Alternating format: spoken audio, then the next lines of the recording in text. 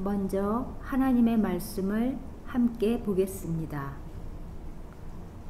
요한복음 8장 32절 말씀입니다. 진리를 알지니 진리가 너희를 자유롭게 하리라. 아멘. 요한복음 8장 36절 말씀입니다. 그러므로 아들이 너희를 자유롭게 하면 너희가 참으로 자유로우리라. 아멘. 로마서 8장 1절에서 2절 말씀입니다. 그러므로 이제 그리스도 예수 안에 있는 자에게는 결코 정죄함이 없나니 이는 그리스도 예수 안에 있는 생명의 성령의 법이 죄와 사망의 법에서 너를 해방하였음이라. 아멘.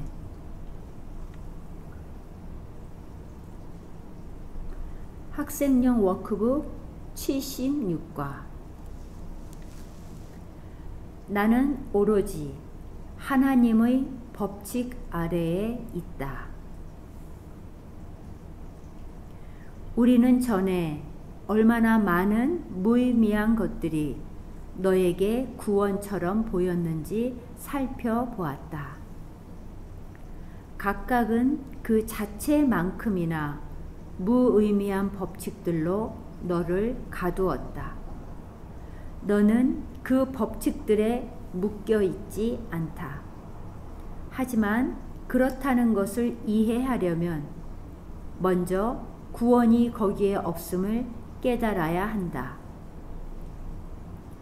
내가 아무런 의미도 없는 것에서 구원을 구하려고 하는 한 아무런 의미도 없는 법칙에 너 자신을 묶어두는 것이다. 따라서 너는 구원이 없는 곳에 구원이 있다고 입증하려 하는 것이다. 오늘 우리는 내가 그것을 입증할 수 없다는 것에 기뻐할 것이다. 만약 입증할 수 있다면 너는 구원이 없는 곳에서 구원을 영원히 구함으로써 구원을 결코 찾지 못할 것이기 때문이다. 오늘의 개념은 다시 한번 너에게 구원이 얼마나 단순한지 말해준다. 구원이 너를 기다리는 곳에서 구원을 찾아라. 그러면 바로 그곳에서 구원을 발견할 것이다. 다른 곳은 보지 말라. 다른 곳에는 구원이 없기 때문이다. 내가 자신을 구원하려고 세운 온갖 이상하고 왜곡된 법칙에 묶여 있지 않음을 인식할 때 너를 찾아오는 자유에 대해 생각해보라. 너는 정녕 초록색 종이 다발과 동그란 금속 무더기가 없으면 굶어 죽을 것이라고 생각한다. 너는 정녕 작고 둥근 알갱이와 뾰족한 바늘을 통해 혈관으로 들어오는 액체가 죽음을 물리쳐 줄 것이라고 생각한다. 너는 정녕 다른 몸이 너와 함께 있지 않으면 내가 혼자라고 생각한다. 이렇게 생각하는 것은 정신 이상이다. 너는 그것들을 법칙이라 부르며 아무런 쓸모도 없고 어떤 목적에도 도움이 되지 않는 긴 의례의 목록에 다양한 이름으로 적어 놓는다. 너는 내가 반드시 의학과 경제학과 건강의 법칙을 따라야 한다고 생각한다. 몸을 보호하라. 그러면 너는 구원될 것이다. 라는 자아의 음성에 너는 귀를 기울인다. 이것은 법칙이 아니라 광기다.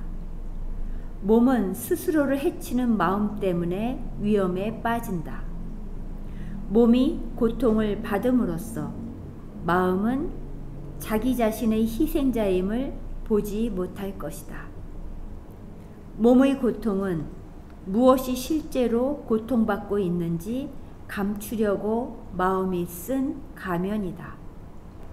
마음은 자기가 자신의 적임을, 자기가 자신을 공격하여 죽기를 바란다는 것을 이해하지 않으려고 한다.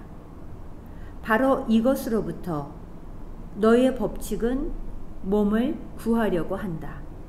바로 이것 때문에 너는 내가 몸이라고 생각한다. 오로지 하나님의 법칙밖에 없다. 내가 하나님의 뜻에 맞서 만든 모든 것에 이 말이 적용된다는 것을 깨달을 때까지 이 말을 계속 반복해야 한다. 너의 마법은 아무런 의미도 없다. 마법이 구원하려고 했던 것은 존재하지 않는다. 오로지 마법이 감추려고 했던 것만이 너를 구원할 것이다. 하나님의 법칙은 결코 대체될 수 없다. 우리는 이 사실에 기뻐하며 오늘을 보낼 것이다. 그것은 더 이상 우리가 감추려는 진리가 아니다. 그 대신 우리는 그것이 우리를 영원히 자유롭게 해주는 진리임을 깨닫는다. 마법은 가두어 두지만 하나님의 법칙은 풀어준다. 빛이 왔다. 오로지 하나님의 법칙밖에 없기 때문이다. 우리는 그동안 우리가 따라야 한다고 믿었던 다양한 법칙들을 잠시 되돌아보면서 오늘의 긴 연습을 시작한다. 그 예로는 영양에 관한 법칙, 면역에 관한 법칙, 약에 관한 법칙, 몸을 보호하는 수많은 방법에 관한 법칙이 있을 것이다. 더 나아가 생각해보면 너는 우정에 관한 법칙이나 좋은 관계에 관한 법칙, 상호성에 관한 법칙이 있다고 믿는다. 너는 심지어 무엇이 하나님의 것이고 무엇이 너의 것인지를 제시하는 법칙들도 있다고 생각할 것이다. 많은 종교들이 여기에 기반을 두었다. 그 법칙들은 구원하지 않을 것이며 반대로 천국의 이름으로 저주할 것이다. 하지만 그 법칙들이 내가 스스로를 안전하게 지키려면 반드시 따라야 한다고 주장하는 다른 법칙들보다 더 이상한 것은 아니다. 오로지 하나님의 법칙밖에 없다. 오늘 어리석고 마법적인 믿음들을 전부 떨쳐버리고 진리를 전하는 음성을 듣기 위한 조용한 준비 상태로 너의 마음을 유지하라. 그는 너에게 하나님의 법칙 아래에는 상실이 없다고 말해줄 것이다. 대가를 치르지도 받지도 않는다. 교환은 있을 수 없고 대체물도 없으며 아무것도 다른 것으로 대체되지 않는다. 하나님의 법칙은 영원히 줄 뿐 결코 가져가지 않는다. 이렇게 들려주는 성령의 말을 듣고 내가 본다고 생각한 세상을 지탱해 준다고 생각했던 법칙들이 얼마나 어리석은지 깨달아라. 그런 다음 더욱 귀 기울여라. 성령은 너에게 더 많은 것을 들려줄 것이다.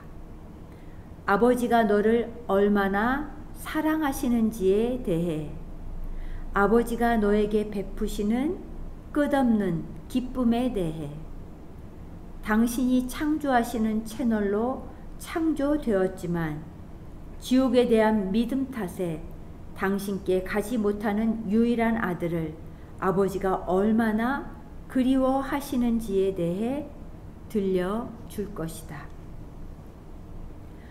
오늘 하나님을 향해 그 채널을 열어 하나님의 뜻이 우리를 통해 하나님께 확장되게 하자.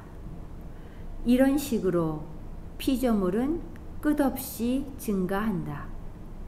하나님의 음성은 오늘 우리에게 이것에 대해 말해주고, 하나님의 법칙에 의해 영원히 한계가 없도록 유지되는 천국의 기쁨에 대해서도 말해줄 것이다. 우리는 이런 것에 대해 듣고 오로지 하나님의 법칙밖에 없음을 이해할 때까지 오늘의 개념을 반복할 것이다.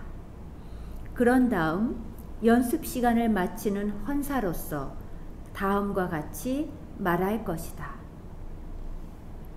나는 오로지 하나님의 법칙 아래에 있다. 오늘 우리는 이 헌사를 가능한 한 자주 반복할 것이다. 최소한 매 시간 4 내지 5회 반복하고 하루를 보내면서 우리 자신이 다른 법칙에 예속되어 있다고 여기려는 유혹에 빠질 때마다 그에 대한 대응으로 반복할 것이다. 그것은 우리가 모든 위험과 폭정에서 해방되었다는 선언이다. 그것은 하나님이 우리의 아버지이시고 그의 아들이 구원되었다는 것을 인정하는 것이다. 나는 오로지 하나님의 법칙 아래에 있다.